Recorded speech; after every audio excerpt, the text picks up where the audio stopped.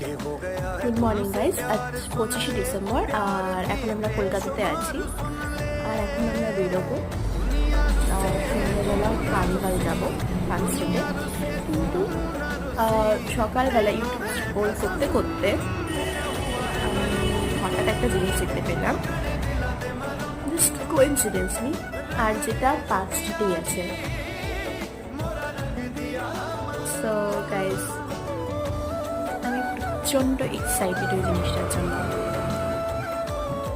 আমি বলবো না ওটা তোমাকে, আমি জাস্ট দেখাবো। তো চলো, লেটস গো।